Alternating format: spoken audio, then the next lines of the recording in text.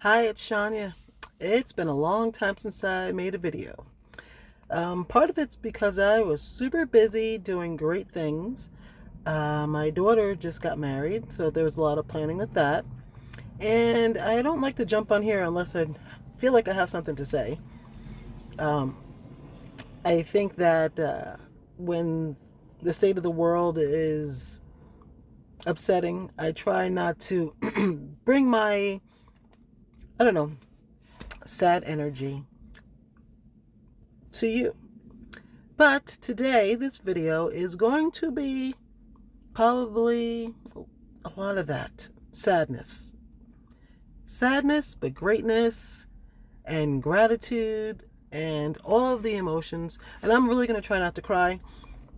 Um, I'm Shanya. Welcome back to my channel.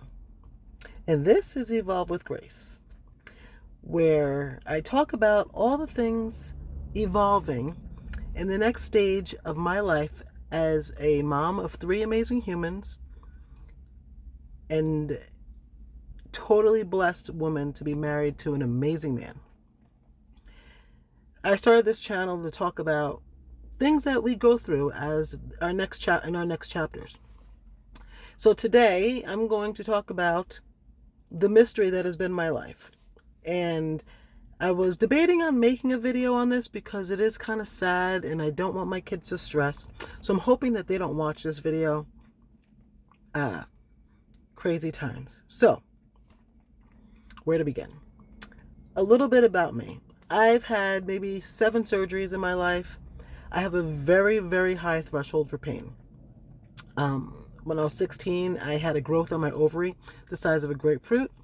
And I soldiered through the pain where I just thought were horrible menstrual cramps every month until I couldn't anymore because the cyst was causing cut off the flow to my fallopian tube, and it was causing gangrene, and I had to have emergency surgery.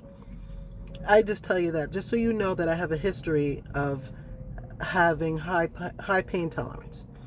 So when I tell you that something is off and crazy, it really is.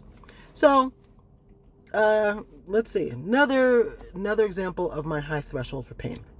I gave birth without an aspirin. My last child. I breathed my way through it. I dealt with the labor. After getting Pitocin, and if you've ever had Pitocin, you know those contractions come on stronger. I gave birth without an aspirin. I broke 3 bones in my ankle. I didn't cry. I didn't scream. I was more concerned about whether the bone was exposed, and the lady who took me on the tour that happened right before I broke my 3 bones in my ankle, I was more concerned about her getting her tip and trying not to look at my ankle. I'm telling you this so that you know that what I'm saying to you must be serious, right? So, wonderful things were happening. Getting ready for my daughter to get married. Great experience. My dad comes in from out of state. Him and my stepmom. Super, super excited to see them. And my stepsister. Super excited to see all of them because, we're celebrating something good. But with my high pain tolerance, I tend to soldier through stuff. Like just push my way through it to make it work. And I'm going to say for the last couple of months, I've had a tingling and numbness sensation. I think I may have mentioned it in one of my videos. In my legs. Sometimes I would get a little tingling on my waist, but on the back part of my waist, but in my legs and in my feet. I did look into it. I told my primary, he had no clue. I had blood work and nothing. Around the time I was having tingling, I had an issue with a feeling of numbness on my waist, so I went straight to the ER, and where we discovered that I had 2 broken screws in my ankle. No connection to why I was getting this tingling. And I know that it's different. Like, your body, something's different, right? And one of the ways that I deal with, sorry about the noise, one of the ways that I deal with things is through humor. I would go to work, and I would get the tingling sensation in my legs, and I'm walking from the parking garage into my office, and then I would sit for a while, and I would feel it, and I would joke with my coworkers and be like, I'm gonna change my name to Marky Mark, because I'm like, feel the vibrations, come on, feel it. And even though it was happening, yes, I was making humor out of it because it was light, but it was there. Then one day I started getting numbness down my back through my crack, and I'm like, well, that's weird. Why is my butt crack numb? Okay, so I tell my coworker, and she's going through similar experiences where she has numbness in certain parts of her body. And when you go through stuff, people tend to share what they go through to kind of relate or maybe help you realize that, hey, maybe this is not crazy, because other people go through this and there's no answer. And we're all most of the women I talk to are perimenopausal. So we've been getting some weird stuff. So I don't know what's from perimenopause, what's a problem, what isn't, right? So because I'm a responsible person, and I say, look, it's not normal for my butt crack to be numb. It's not normal for this tingling to go down my legs. So I call a neurologist. I'm like, okay, that's who you have to see. And I explain to the neurologist, and he does all the tests with, my strength and my reflexes, and everything's good. So he sends me for an MRI for my cervical spine and my thoracic spine because, one, I have forward head posture. My posture is awful. So he says, okay, I'm going to do an MRI. I'm like, you think my neck, which I get muscle spasms in my neck sometimes. I'm like, that you think my neck is impacting my legs and my feet and causing numbness, like, causing this pins and needles feeling? He's like, yeah, it's a possibility.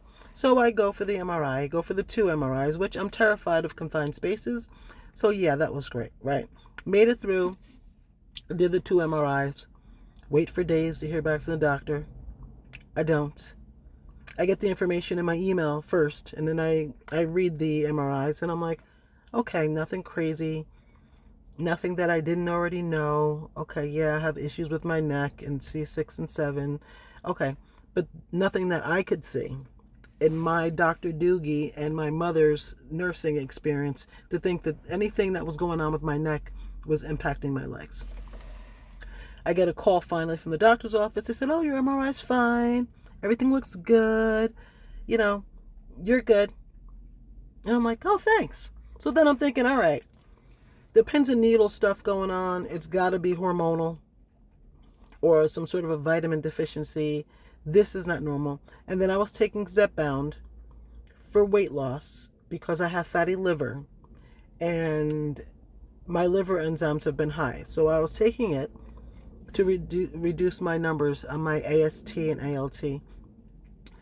And after a while, I took a blood test recently and saw that my numbers were good. And I'm like, oh, this is good. But I don't know if the pins and needles are coming from Zepbound. I don't know. I've never taken this before. I don't know if my body doesn't like it. I don't know if it's because I have screws in my ankle or a band around my stomach or some kind of a thing that is not interacting well with this medicine, so maybe I shouldn't take this medicine anymore. So I stopped taking the medicine. This is the 3rd week that I stopped. Okay, so I'm going to bring it to the crazy now, right? So we're doing all the things to get everything ready for my daughter's big day.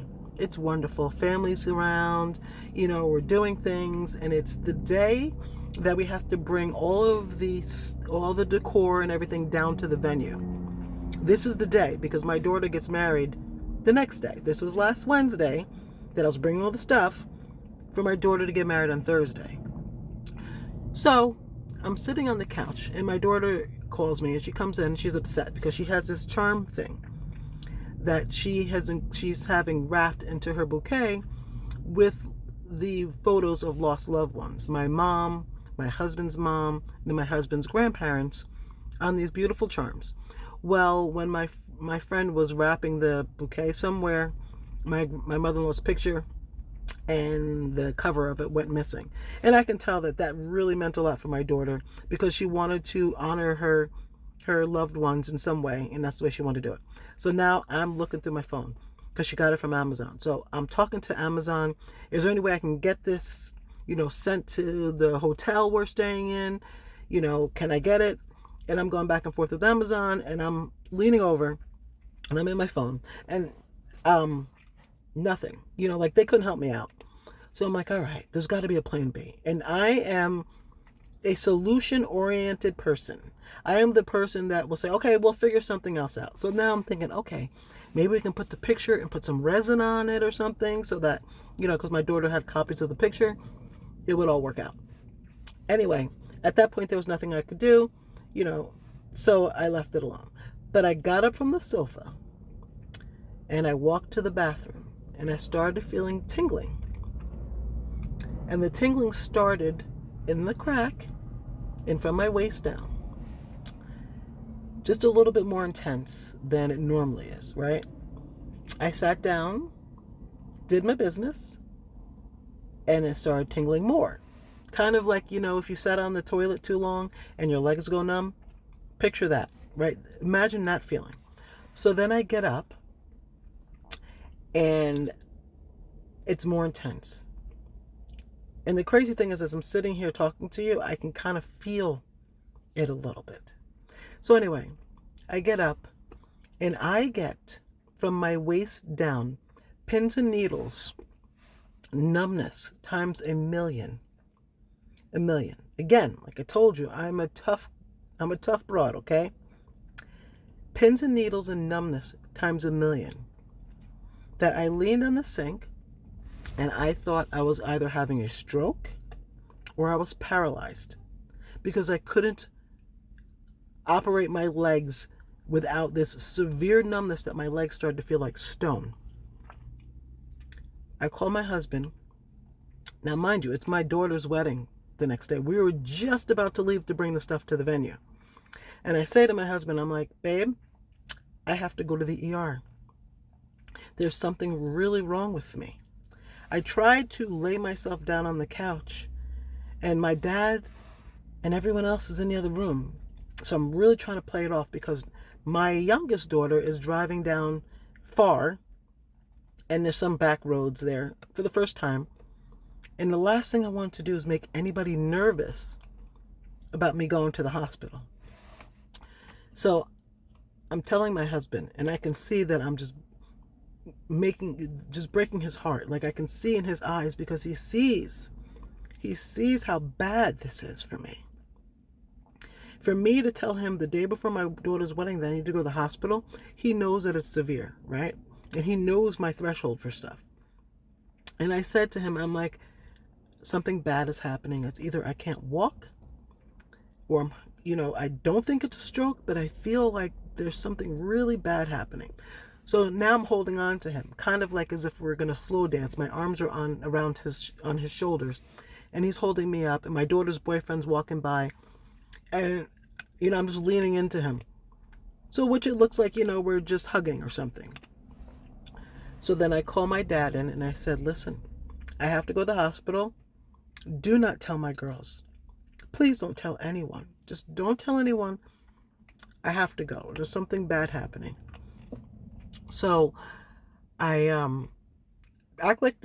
tell my one daughter, the baby, I'm like, all right, I'm leaving. We're going to go. She thinks we're going to the venue. I get to the emergency room. By the grace of God, they take me in right away. And they put me into a room super quick. Never anything has ever happened this fast in the ER before for me. But I had some angels looking out for me that got me in there pretty quick. Still, my daughters don't know. I'm sitting there waiting, and I'm explaining it to the doctor. And I'm like, look, my daughter's rehearsal dinner is tonight. That I said, so they're like, I don't think you're going to make the rehearsal dinner, but we'll see what we can do to try to get you to the wedding tomorrow. So my youngest, she's a stalker when it comes to her parents. So she sees that me and my husband are at the hospital. And then she calls my oldest daughter. And my oldest daughter calls me and she's like, Mom, why are you at the hospital? And I'm like, wow, And luckily she was with her boyfriend, so he was going to drive. So I was kind of not as worried to explain to her. And, I can just tell I broke her heart because I can hear her crying, because at that point we don't know what is wrong with me. We just know it's something not good. So the doctor comes in and he says to me, he's like, with what your symptoms are, it sounds like you may have the possibility of a spinal cord compression. And I'm hoping that I'm wrong. And if that's the case, we're going to have to probably have emergency surgery. And now I'm devastated. And I wait for my daughters to arrive at the venue. I had to call the bride and tell her that I'm in the hospital, and that I have to have an MRI, and there's a possibility of a spinal cord compression, possibility of surgery. I called my daughter and I told her, and I totally just blew up her world. Just hearing her wail, the fear for me, and I know she's like, I'm not getting married if my mother's not there. And it broke my heart more than anything. So me being who I am, I try to adjust my body, thinking, okay, maybe this is something different. They put the IV in just in case I needed any medication. And I'm sitting there and they're like, okay, we're going to be able to get you a MRI at 6:00. And they said, I don't know how this is happening because we don't normally give MRIs in the hospital, but you're getting an MRI for 6. And I was like, okay, thank you. And I'm explaining to my daughter, and luckily my dad was down there, and my daughter had her fiance and her sisters, and my sister was down there, and my cousin. So she had a lot of people consoling her, and more people were coming down because they were staying in the hospital. So my dad, who is a very, very faithful man, did a prayer circle, and he prayed on it really hard. And he said to me, he's like, I feel that you're going to go to this wedding, he said, but it's something that you're still going to have to continue to deal with. But in the moment like that, even though I was scared for me, but I was more upset about letting my daughter down and not being there for her special day, because you don't get a do-over for this, and I didn't want the memories of her wedding to be me in the hospital. So, I was praying and I was talking to all my angels, and I felt the sense of peace as if my mom was with me. And she was a medical professional as well. She was a nurse. So I go through all this, and they go to give me the MRI. And normally, again, I'm terrified of the MRI. I could care less about my fear for the MRI, maybe just a little bit, but I would have done anything at that moment if it was going to get me to my daughter, to get me to spend that special day with my husband and my kids, because there's no way that if I wasn't going, my husband was going to stay back. I wasn't going to let him do that. He had to be there for our girl. Anyway, I go for the MRI, and it comes back, no spinal cord compression. Thank you, sweet baby Jesus. No spinal cord compression. Okay. I said, can you check my vitamin levels? Can you check my B12? Because some of the symptoms I'm having, I read that people who have a B12 deficiency can have this, have pins and needles and paresthesia, and people that are perimenopausal, because, I think it's my 8th month of not having my period, and I think the estrogen dropped. There's a lot of women who complain of pins and needles and estrogen drops, or could it be because I stopped taking the Zepbound, and Zepbound is good for inflammation, and maybe I'm having inflammation. I'm trying to figure out all the things. Like, I want them to check everything because this is not normal. So they give me gabapentin for nerves, and I felt like my back was in spasm. So, on the way to the bathroom, I had to get up to go to the bathroom, and I was sitting up, and the tingling and stuff was dissipating. It wasn't that bad. So I decided to go to the bathroom. My dad calls because he had a question, because he was back at my house. And on my way to the bathroom, I can feel the numbness start down that special area, down the back. And I feel it. And then all of a sudden, I go to the bathroom. I'm on the phone with my dad. And I'm like, Dad, it's happening again. It's happening. Dad, it's bad. Dad, it's bad. I can't, he's like, where's Greg? He's like, I'm going to call him. And I'm like, Dad, I don't know what's wrong with me. Dad, I don't know. And when I tell you sheer dread, dread, because I need to be better. This can't keep happening because they're not going to let me go to my daughter's wedding. I'll worry about the crazy stuff or, something killing me later, but I need to get better to go to my daughter's wedding. So I'm holding on, and I go out of the bathroom, and my legs are stone. And I see a chair, and I'm like, am I going to fall right here in this hallway?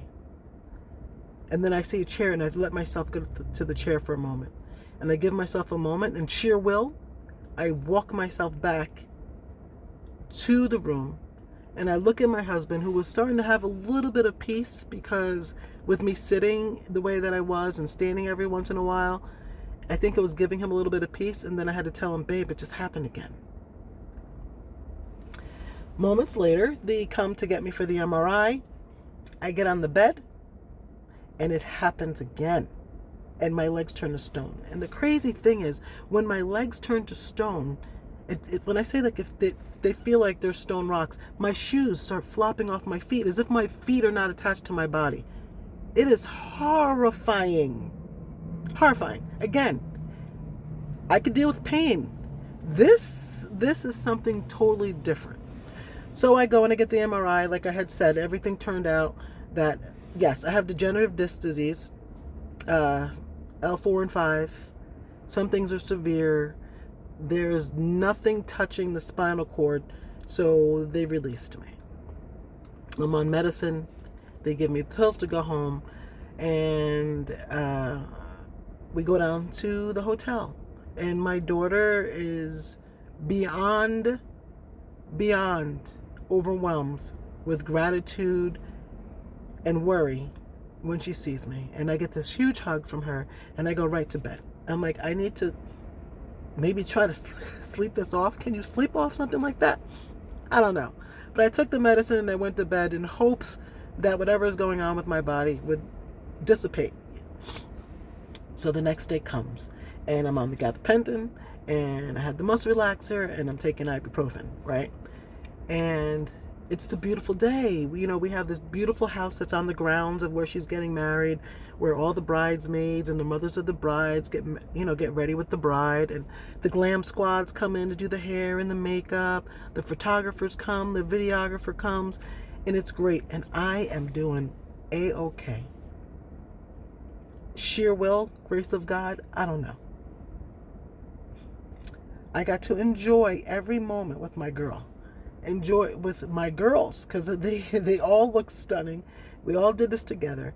And in the morning I got to basically supervise mostly and assist my dream team, who we call the I Do crew. My closest friend, sister, and cousin helped me make the vision that I had for my daughter come to life in the venue at 7 o'clock in the morning. So I was able to do that.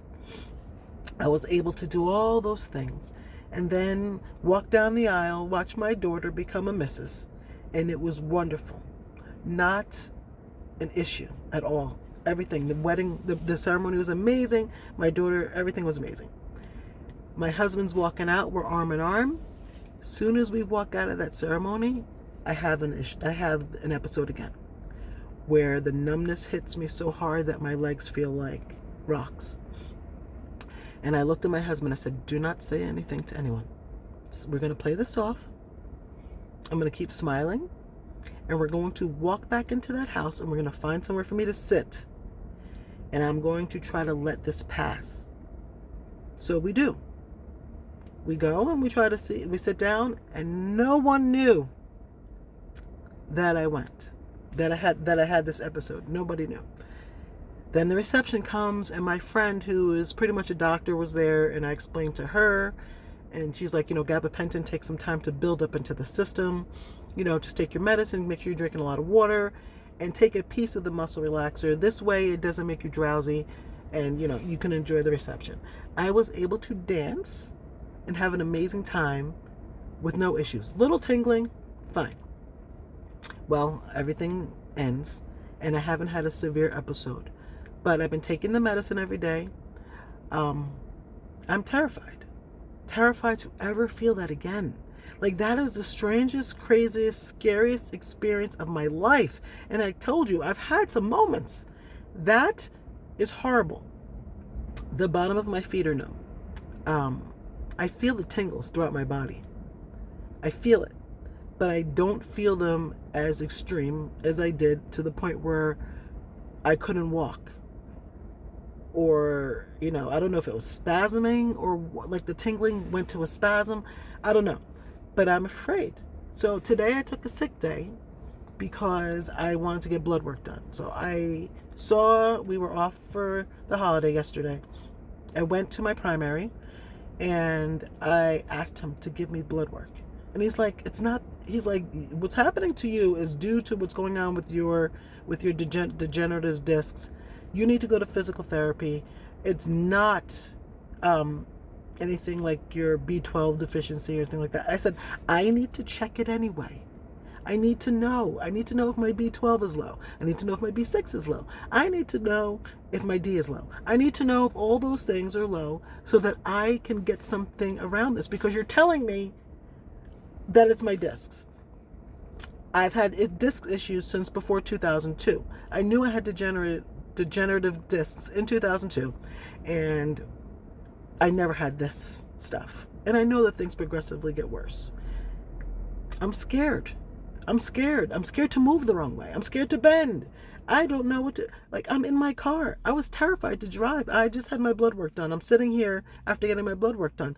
I was scared to drive to work. I'm scared to drive to work. I'm scared too because my parking garage is far from where my desk is, where my office is. Anytime I walked a certain distance, that's when it would happen. I'm terrified of feeling that way. What if it happens when I'm by myself? I don't know. I can keep taking the medicine, but where the feel the vibrations was a joke, I'm terrified of just feeling it at all, because I'm scared that it's going to start something to be the crescendo of whatever the hell is happening to my body. I don't know. It's a mystery. So why am I telling you guys all this? I'm not just on here to tell you my sob story. And I said to myself, look, if you're going to talk about what happened to you, bring something, offer something. Don't just talk about your horrible situation. And if someone else has had this situation, I'm hoping that my voice and my experience is helping you out. But every time I have something happen, I try to think, what can I learn from this? I learned that I will do anything for my family, for my kids. But I kind of knew that already. I learned that having a community of beautiful people around you is beyond blessing. Beyond blessing, because they help me in so many ways. And I know that if I didn't make it to my daughter's wedding, the vision I had for my daughter's wedding would still have happened, because those amazing women in my life would have made sure that everything was good for my girl. I'm a very grateful person. I always try to have an attitude of gratitude. My poor husband had to go through the biggest emotional roller coaster, walking his daughter down the aisle, thinking that his wife could be paralyzed or some debilitating illness, and the sheer dread of that, the idea that I was not going to let him stay with me if I wasn't getting out of the hospital, because he had to be there for our girl, because he never likes to leave me. People, embrace and appreciate those that are around you, and don't take them for granted. Reach out to the people around you, because they're there for you. They love you. And if you're blessed to have them, and you don't feel the love sometimes, maybe see what you can do to strengthen those relationships. 2. Did I say 1 first? I don't know. 2. You have to advocate for yourself. Even though my doctor looks at me when I talk to him about perimenopause like I'm crazy, you're a dude. I feel like you just don't get it. I love you. I bet you've been my doctor for years. I know that you're not a gyno, you're not a woman, but you don't know how these hormones that are in my body, or lack of hormones in my body, are impacting me. So don't just poo-poo. Don't let people just poo-poo that. Fight for yourself. I know that he didn't want to give me a prescription for checking my B. I don't care if I have to pay out of pocket. You're checking my B. You're checking my folate. You're checking everything. No, you're not going to check my hormones. That's okay. I'm going to find another way to get that checked. But don't just ignore it. And even though I was joking with the feel the vibrations, come on, feel it. When that happened, I still looked into it because I'm like, this is not normal. I shouldn't be vibrating. And I would joke, I feel like I swallowed a cell phone on vibrate. I feel like I may have been sitting on something else. But I knew the vibration wasn't normal. But I chalked it up to hormones or vitamins. I don't know. Fight for yourself. If your doctor doesn't pay you any mind, and again, he paid me mind, but I guess the things that I wanted may have not made sense to him, but it makes sense to me. So that's why I just finished getting my B and stuff checked. So those are the 2 lessons for today. And I'm here, and I'm grateful, and this is 30 minutes long, and I am so sorry. And if you watch this whole thing, God bless you. And I hope that when I get out of this car, I'm not vibrating as I walk up the stairs, because I do feel it a little bit. And fight for yourself, advocate for yourself. And if you're a mom, girl, this is some club we're in, because there is nothing that we will not fight through for our babies. Thank you for watching. You have an amazing day. Talk to you soon.